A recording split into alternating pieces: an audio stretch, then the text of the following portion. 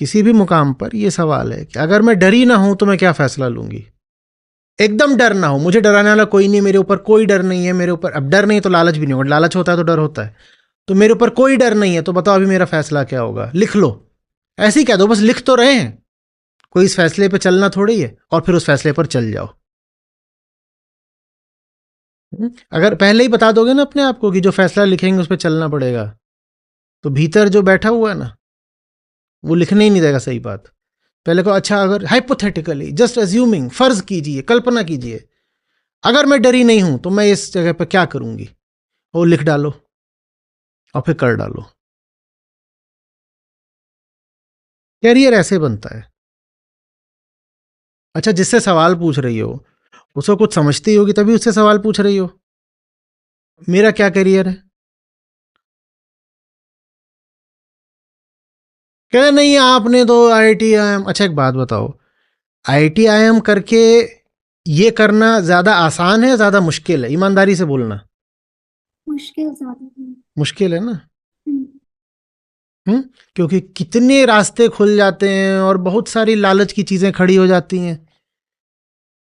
मैं कुछ ना हूं, बिल्कुल बेरोजगार हूं, सड़क का आदमी हूं, कुछ आता जाता नहीं, जिंदगी एकदम बर्बाद मेरी, तो बाबा बनना आसान है या वो सब छोड़ के बाबा बनना आसान है? तब ज्यादा आसान है। ज्यादातर जो तुम बाबे देखते हो, इनके पास कुछ था भी छोड़ने के लिए? ये अपने आप को त्यागी बोलते हैं, इन्होंने काहे का त्याग किया है? तुम्हारे पास था क्या?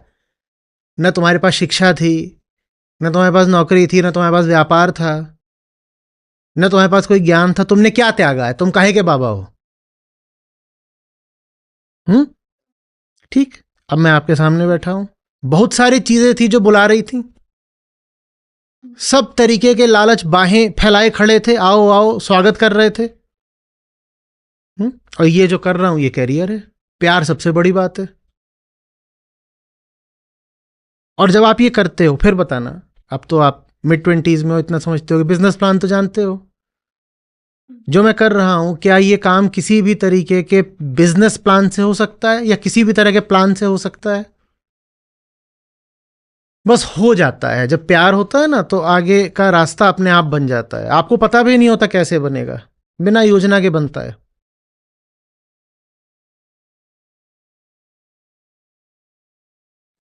आचार्य जी, जैसे आपने कहा कि आप कुछ अनुभव इकट्ठे करते हो, आप दुनिया देखते हो, तो आपको फिर पता चलता है कि मैं क्या चाहती हूँ और मुझे क्या करना है। तो जैसे मैंने आपको कहा कि मेरे कुछ एक्सपीरियंसेस रहे, जैसे कि मेडिसिन क्यों करना है। तो मेरे ऑफन मेडिकल विजिट्स रहे, क्योंकि मैं अलग अलग तरीके से बीमार रहती थी। तो वहां जब बेड पे लेटी हूँ या कुछ भी है, और जो मतलब इंटर्न्स हैं और जो स्टूडेंट्स हैं उनको देखती थी, तो ये चीज मन में आती थी कि वो जो काम कर रहे हैं वो मैं भी करना चाहती हूँ। मतलब ये आता था। वो जो काम कर रहे हैं, एक उनसे बात करी, ये करियर चुनने में महत्वपूर्ण बात है, इसको समझना। हम्म। जब कोई चीज आकर्षित कर रही हो तो उसको तुरंत करियर नहीं बना लेते। जब कोई आकर्षित कर रहा होता है ना, उसके पास जाकर तो समझते हैं। नहीं तो कई बार तो बड़ा इंप्रेसिव लगता है। आप जब 10वीं 12वीं में होते हो तो आपने देखा कोई हैंडसम सा इंटर्न है, वो सफ़ेद कोट पहन के आया हुआ है, हम्म। इम्प्रेसिव भी लग रहा है, नॉलेजेबल भी लग रहा है, आपसे उम्र में भी बड़ा है और हैंडसम सेक्सी भी लग रहा है, तो एकदम लगता है हाय हाय मुझे भी मेडिको बनना है। हम्म। अब ठीक है, लगने में कोई दिक्कत नहीं, लग गया तो लग गया। उसकी ज़िंदगी में झांक कर देखो भी, उससे थोड़ा बात भी करो, तुम्हारी ज़िंदगी क्या है, तुम क्या करते हो, सुबह से शाम तक क्या है, तुम्हारा मोटिवेशन क्या है, तुम क्या चाह रहे हो, लालच क्या है तुम्हारा, कामना क्या है, उद्देश्य क्या है, ये सब बातें उससे पूछो।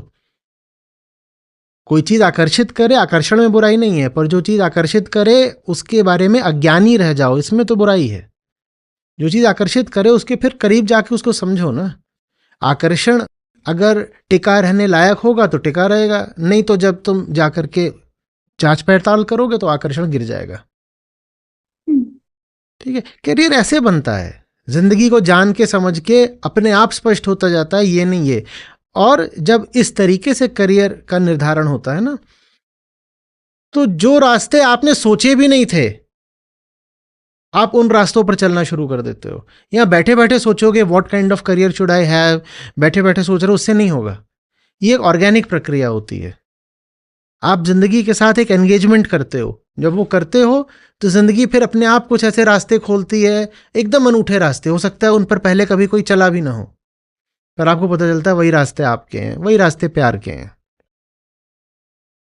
फिर से बोल रहा हूं, बहुत बदहाल और गई गुजरी होती है वो जिंदगी जिसमें आप पैसा कमाने के लिए वो काम कर रहे होते हो जिसमें प्यार नहीं है, और पूरी दुनिया वही काम कर रही है। इसीलिए इस दुनिया से मेरी इतनी लड़ाई है, क्योंकि ये सब फंसे हुए लोग हैं। मैं बार बार कहता हूं, दो काम बिना प्यार के नहीं करने चाहिए, एक किसी का साथ और दूसरा नौकरी। और दुनिया के जितने लोग हैं ना, और खासकर भारत में, इन सब ने पहली बात तो बिना प्यार के साथी चुना, और दूसरे बिना प्यार की नौकरियां कर रहे हैं। अब बताओ ये मेरे साथ कैसे आएंगे? इन्हें तो घृणा है मुझसे, क्योंकि मैं इनको दिखा रहा हूं कि इनकी जिंदगियां कितनी घृणास्पद है। वो काम अपने साथ मत होने देना। दो ही जगह होती है ना जहां अपना समय बिताओगे, ऑफिस और घर। ना ऑफिस में प्यार है ना घर में प्यार है, तो जियोगे कैसे?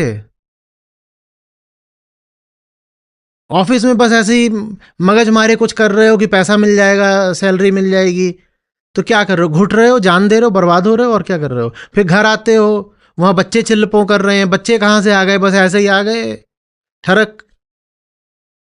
प्रेम का तो कोई रिश्ता कभी था ही नहीं, कैसे जियोगे?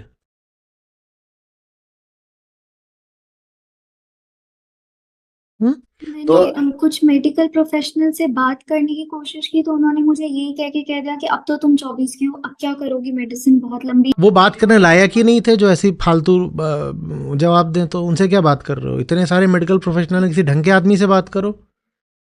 और आचार्य जी, सिमिलर एक्सपीरियंसेस और सिमिलर फैसिनेशन ही यदि मुझे क्लिनिकल साइकोलॉजी और यूपीएससी के लिए हुआ है, तो उसमें भी यही उचित है कि मैं पहले उन लोगों से बिल्कुल जाके सबसे बात करो, देखो गहराई से, जो साइकोलॉजिस्ट रहे उनकी किताबें पढ़ो, अप्स डाउन्स हाईज लोज सब अच्छे से समझो, और उसके बाद फैसला लेना नहीं पड़ता, फैसला हो जाता है। हम्म, तुम्हारा काम है सच्चाई जानना, उसके बाद तुम्हारे लिए सच्चाई खुद फैसला कर देगी। हम्म, ठीक है?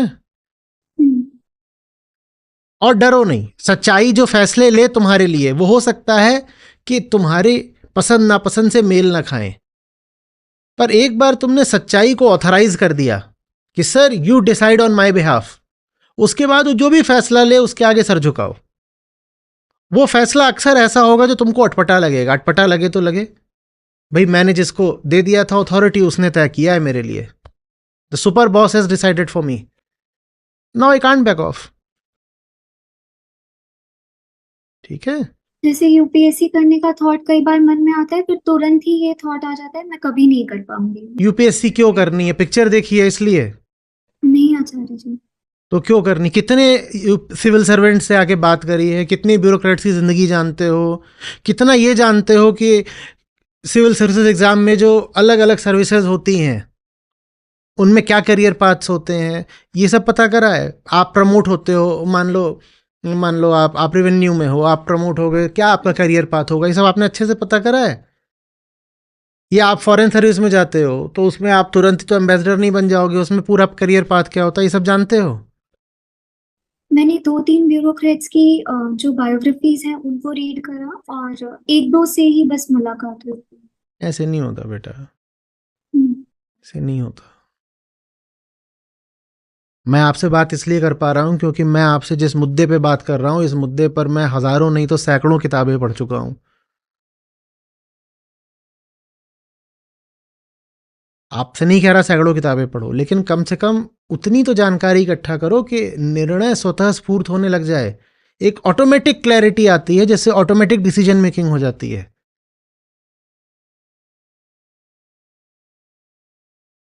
Hmm, don't be in hurry to decide anything. कुछ नहीं हो रहा, 24 के हुए हो, मरे नहीं जा रहे, बैठ लो थोड़ी देर बेरोजगार, कुछ नहीं हो गया, तुम्हारे खर्चे ही कितने हैं, खाली भी बैठोगे तो क्या हो जाएगा, कोई पहाड़ नहीं टूट पड़ा। लेकिन गलत दिशा में मत बहक जाना, फालतू के किसी प्रोफेशन में प्रवेश मत ले लेना। ठीक है, जिंदगी को फैसला करने का वक्त दो। जिंदगी करती है, जिंदगी फैसला करेगी। माने ये नहीं कि आप ऐसे हाथ पे हाथ रख के बैठ गए। इसका मतलब है कि आप सक्रिय रूप से जिंदगी से एंगेज्ड हो। आप जानने समझने की कोशिश कर रहे हो, लगातार कर रहे हो, और उस कोशिश से फिर अपने आप एक रास्ता निकलता है। अनपेक्षित होता है वो रास्ता, कोई बात नहीं, अच्छी बात है।